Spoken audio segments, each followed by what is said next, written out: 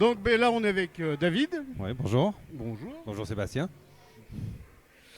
Qui va nous présenter sa boîte d'édition Sud-Arène. D'accord, alors je vais vous présenter Sud-Arène. J'ai créé Sud-Arène il y a 16 ans maintenant. On est une maison d'édition basée sur Hyères, dans le Var. Et on a notre plus grosse partie du catalogue qui est de la SFFF, donc science-fiction, fantasy, fantastique, même si on s'ouvre à d'autres styles d'écriture, des romans, des témoignages, du polar, voilà, toutes sortes de romans. À partir du moment où le comité de lecture valide les romans, ça peut nous intéresser. Voilà. Alors pour parler de la maison d'édition, c'est une maison d'édition en fait où on a connu quelques succès. Bon, tout est relatif bien sûr, mais en l'occurrence, notre dernier succès a été un livre adapté à la télé qui s'appelle Le Mensonge, qui a été une série sur France 2, qui a eu un gros succès, qui est passé il y a 6 mois sur France 3. Donc c'est adapté d'un de nos livres. On a eu comme auteur l'ancien ministre de la Culture François Léotard, d'autres personnalités en fait. Mais on a surtout une vocation à lancer des jeunes auteurs, les primo romans en fait essentiellement. Donc voilà, c'est très diversifié comme activité. Et du coup, pourquoi s'être, comment dire, catalogué science-fiction, fantastique, fantasy? Alors en fait c'est le concours de circonstances. En fait j'ai édité il y a une dizaine d'années une jeune auteure, Lisa Safraniec. C'était son premier roman et elle a eu un très très gros succès au niveau national. Et ce qui a fait qu'on a reçu énormément de manuscrits d'autres auteurs de science-fiction et de fantasy. Et du coup, la majorité des manuscrits qu'on recevait, c'était dans ce domaine-là. Donc on s'est ouvert en fait à ce domaine avec d'autres livres qui ont eu du succès. Et ça nous a amené à faire des salons comme aujourd'hui, comme la Popcon et d'autres salons. Et du coup, on est resté dans cette spécificité de la SSFF par rapport aux auteurs, aux manuscrits qu'on recevait et par rapport au salon où on se sent bien dans ces salons-là. Ouais. Ok. Et du coup, une fois que tu les as lancés, tu les reprends quand même pour les romans d'après ou Alors, généralement, quand ça se passe bien avec l'auteur, il y a le côté humain aussi qui est important dans la maison d'édition. Mais dans 95% des cas, on reprend les auteurs. Là, si vous allez sur notre stand, on voit des tomes 2, des tomes 3, on a des tomes 4, des tomes 5. On a une auteure, Alexandre Guth, il y a 7 romans, elle en a un 8e qui va arriver.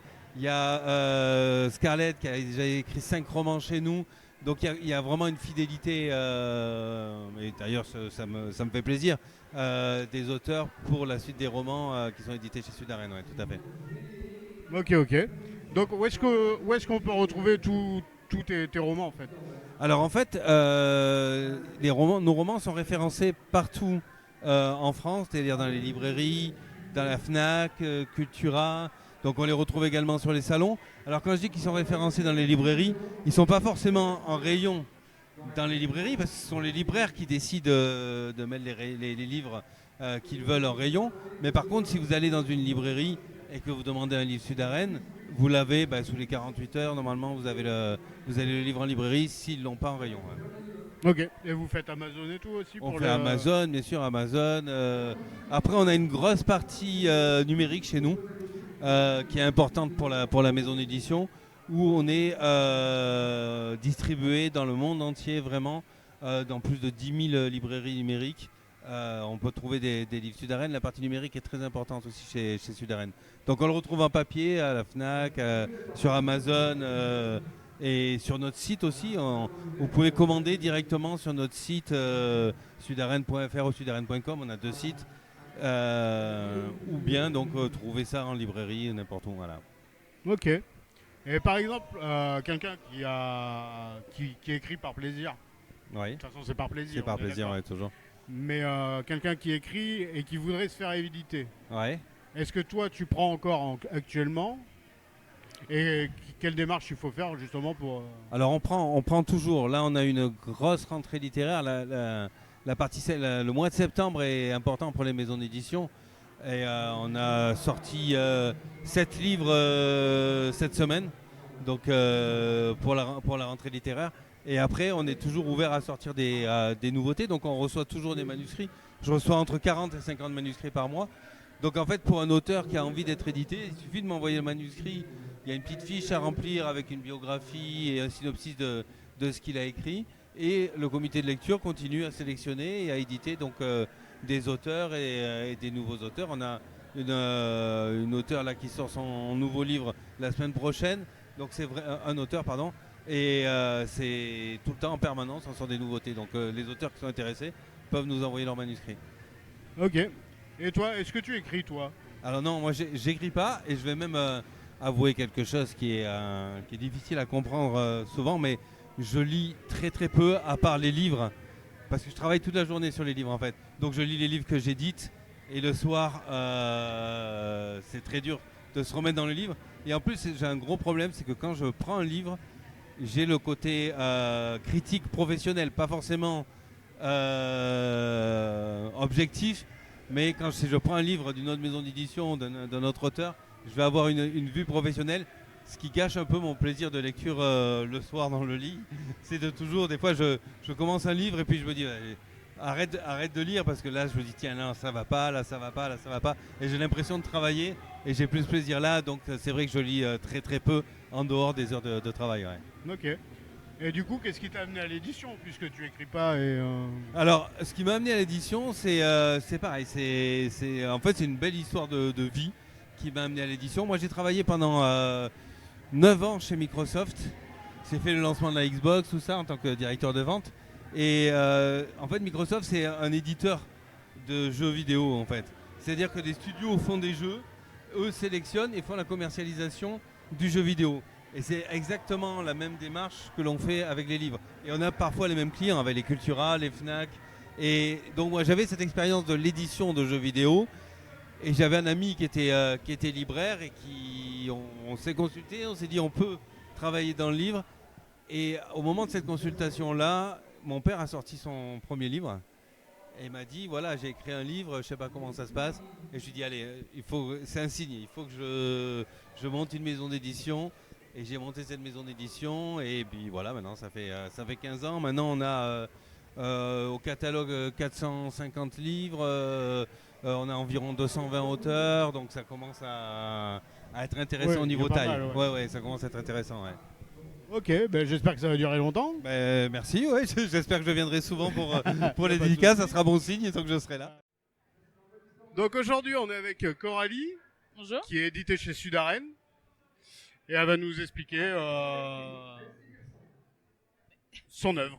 Alors bonjour, moi j'ai édité Nick Grey, qui est un roman à suspense sur fond de romance. Il a été édité en février 2022 chez Imaginary Edge, qui est une filiale de Sudaren Édition. Et du coup, ça parle de quoi?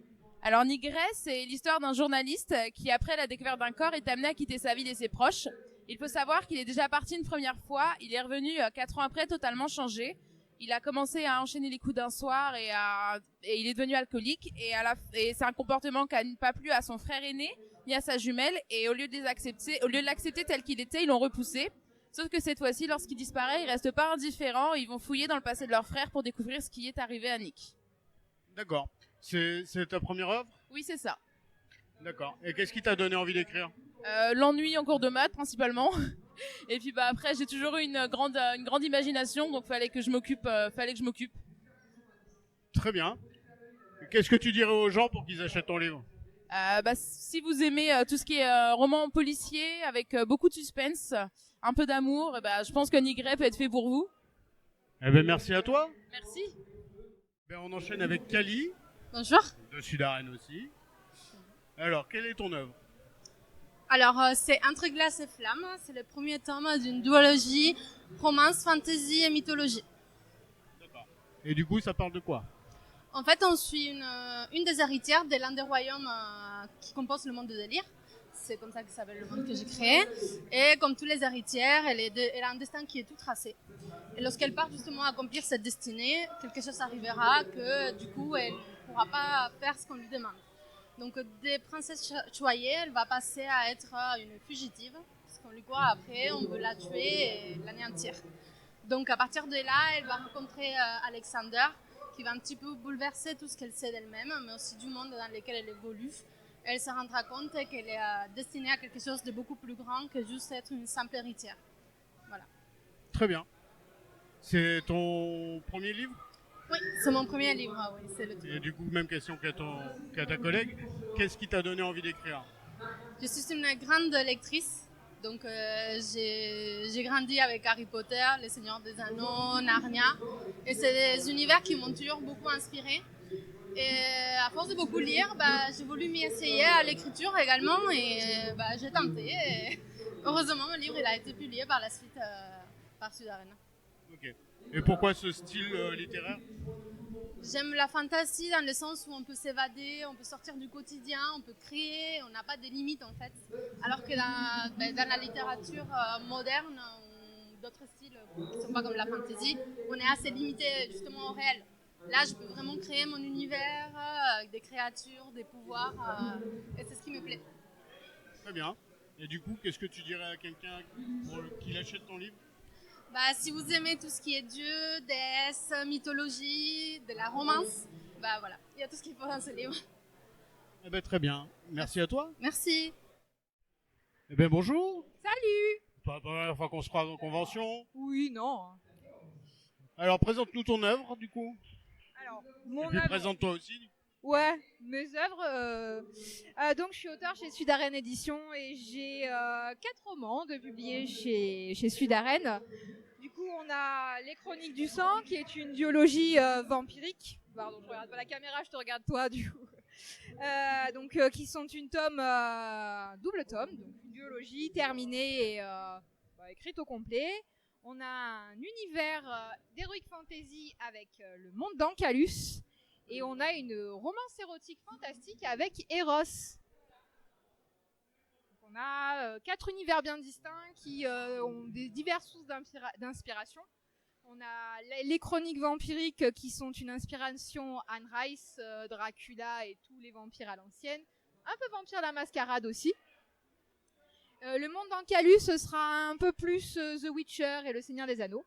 Quant à Eros, les dieux grecs, c'est un petit peu mon livre pansement, parce que j'ai fait une grosse crise de pages blanches sur le tome 2 des chroniques, et du coup il a fallu écrire quelque chose de plus léger, plus spicy pour alléger l'écriture, et que c'est comme ça que Eros est né. Très bien. Et du coup, qu'est-ce qui t'a donné envie d'écrire? Alors attention, on va sortir les violons. Quand j'étais plus jeune, donc j'étais en obésité morbide dès l'adolescence, et écrire, ça me permettait de m'évader, d'échapper au harcèlement, à toutes ces personnes qui étaient pas sympas avec moi, donc je m'imaginais des mondes dans ma tête, etc.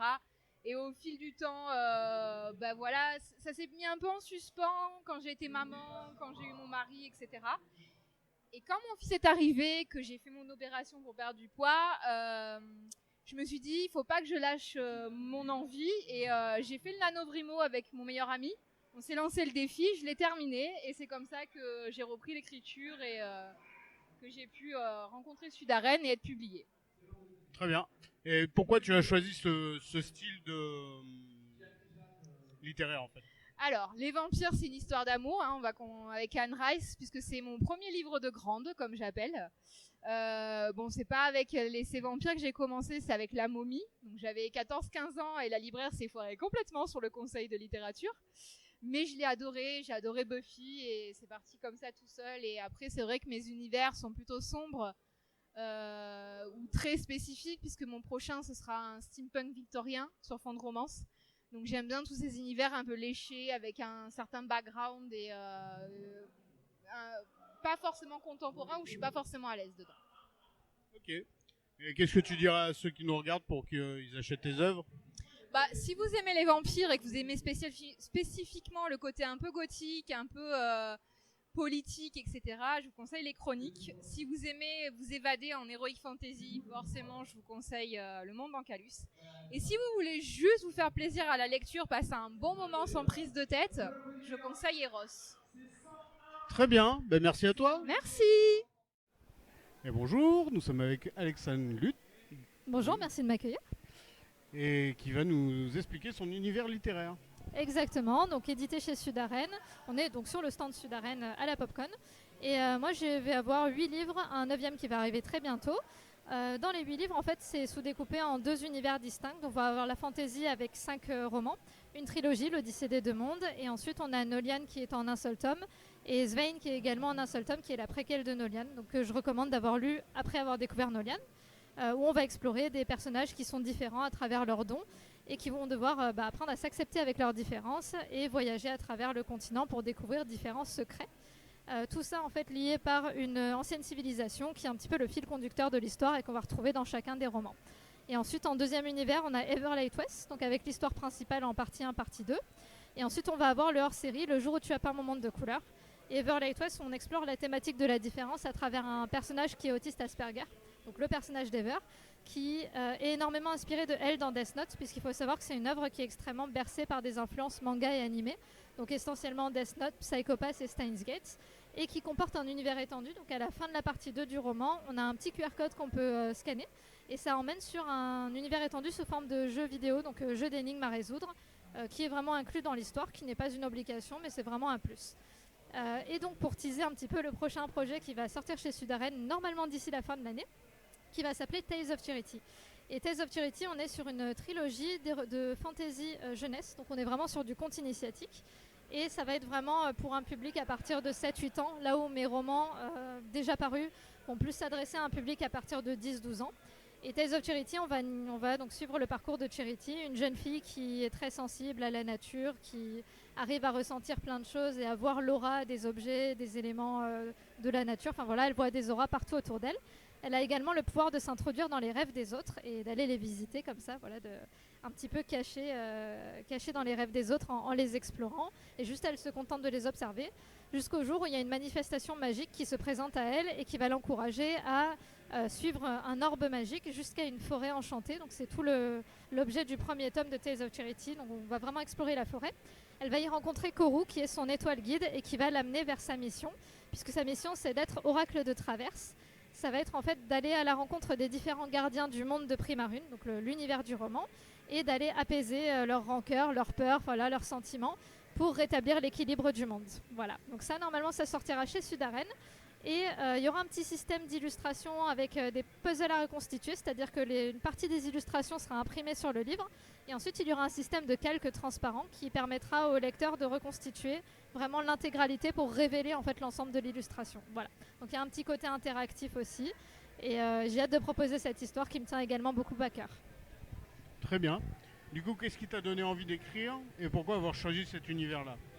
Alors, ce qui m'a donné envie d'écrire, c'est venu très tôt, c'est même venu avant l'envie de lecture, d'envie de lire. C'est venu tout simplement du fait que, comme pas mal de personnages, Ever, la plupart des personnages aussi de mes romans fantasy, ils se sentent un petit peu en décalage avec leur univers, ils se sentent pas à leur place, comme s'ils étaient nés dans le mauvais monde ou à la mauvaise époque. Et ça a été mon cas depuis toujours, je me suis toujours sentie en décalage. Et l'écriture, c'est vraiment d'abord un refuge pour moi. Et puis après, ça a été aussi l'occasion de partager d'autres univers et de voir que ça pouvait inspirer d'autres personnes, les pousser à lire, à écrire. Et c'est vraiment valorisant et un super cadeau quand quelqu'un vient me dire je suis super fan de ton univers et je fais une petite dédicace personnalisée à Cassandre, qui est une jeune fille absolument adorable qui vient systématiquement me voir à toutes les conventions de Toulouse. Donc là, elle est passée me voir hier à la Popcon. C'est vraiment des grands mots qu'elle utilise, mais elle me dit vraiment Everlight West, ça m'a marqué. Et c'est le livre que j'ai préféré de tous ceux que j'ai lus de tous les temps, quoi. Donc c'est aussi pour ça que j'écris, c'est pour recevoir des messages comme ça qui n'ont absolument pas de prix. Voilà. Qu'est-ce que tu dirais à ceux qui nous regardent pour qu'ils achètent tes œuvres ? Alors je ne suis pas du tout du genre à convaincre des gens qui ça les inspire pas. Je fais beaucoup au feeling parce que je suis très hypersensible, donc si je vois que la personne est intéressée, je vais parler un petit peu plus. Mais en général je demande ce que la personne aime comme univers. Si c'est un univers qui lui correspond, je vais cibler un petit peu plus. Mais voilà, c'est pour les personnes qui j'ai envie de dire que tous mes romans sont un peu des odes à la différence. Donc pour toutes les personnes qui se sentent différentes ou voilà, qui veulent juste un peu élargir leurs horizons, mes romans fantasy pour s'évader. Et puis mes romans thrillers psychologiques pour se poser un petit peu plus de questions pour tous ceux qui aiment un peu les énigmes, le mystère. Et dans tous les cas, en fait, dans mes histoires, j'impose pas une vision des choses et j'impose pas un message. Moi, je véhicule des messages qui me sont propres, mais chaque personne peut choisir d'y voir un petit peu ce qu'il veut et souvent ça résonne avec le vécu de la personne. Eh ben, merci à toi. Merci beaucoup. Voilà, donc là on est avec J-John. Exactement, bonjour. Bonjour. Alors, tu es édité depuis très peu chez Sudaren. Tout à fait, depuis le mois de février, si je me trompe pas, le 1er février. Donc moins d'un an et écoute, ça y est, j'ai mes 2 bébés. Tome 1, tome 2, Nept, le voyage d'un cœur caché. Alors, ton bouquin c'est Nept. C'est ça. Explique-nous de quoi ça parle. Eh bien écoute, c'est une quête épique qui a pour but d'améliorer le comportement humain pour sauver nature. En fait, j'ai créé des créatures que l'on appelle les évoltons. En fait, c'est des créatures protectrices de nature qui sont là pour l'aider au quotidien. Et ils sont dépourvus de sentiments, ils ne possèdent pas de cœur et ils viennent au monde lorsqu'un mal se produit quelque part sur Terre. Et parmi ces évoltons, il y a mon personnage, Nept, qui sort du lot, qui est un peu curieux, qui fait la connaissance d'un homme et qui s'aperçoit que les hommes, en fait, sont mauvais. Je t'apprends rien. Et en fait, il décide de partir en quête du cœur rare pour devenir l'élu de l'amour et afin d'apprendre aux hommes à se servir correctement de leur cœur. Et voilà, clairement, si mes personnages avaient existé aujourd'hui, on aurait un monde totalement différent. Et t'es un homme et tu constates les dégâts qu'on fait sur cette planète. Et voilà, je voulais apporter ma petite empreinte pour aider nature derrière mon ordinateur. Voilà ma petite place. Ok, très bien. Et du coup, qu'est-ce qui t'a donné envie d'écrire? Écoute, j'ai toujours écrit. Alors à l'époque, quand j'étais plus jeune, je faisais de la musique, je faisais du rap. J'ai vite vu que j'avais les textes, mais pas forcément la voix. Mais voilà, c'était un échappatoire. Ça a été toujours quelque chose pour moi de libérateur. Et écoute, j'ai toujours voulu écrire une histoire, mais j'avais pas l'idée.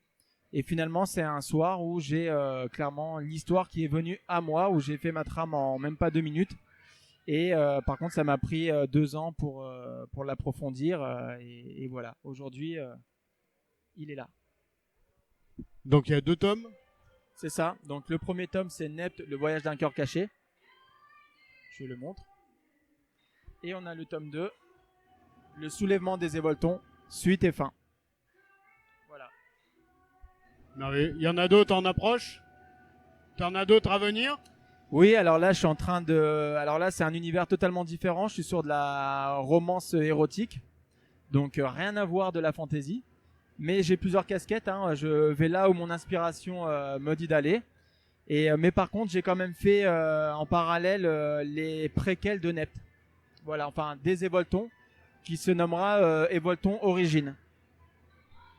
Ok. Donc on peut les trouver où?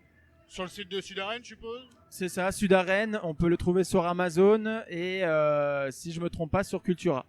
Ok. Voilà. Ben, merci à toi. Et bien merci à toi surtout. Et puis on fera une interview plus approfondie chez moi un de ces jours là. Et bien avec grand plaisir. Dès que toi tu as du temps. Parce que... Mais moi je vais trouver le temps pour toi mon ami. Voilà. Voilà. Et ben merci à toi John. Merci à toi Seb.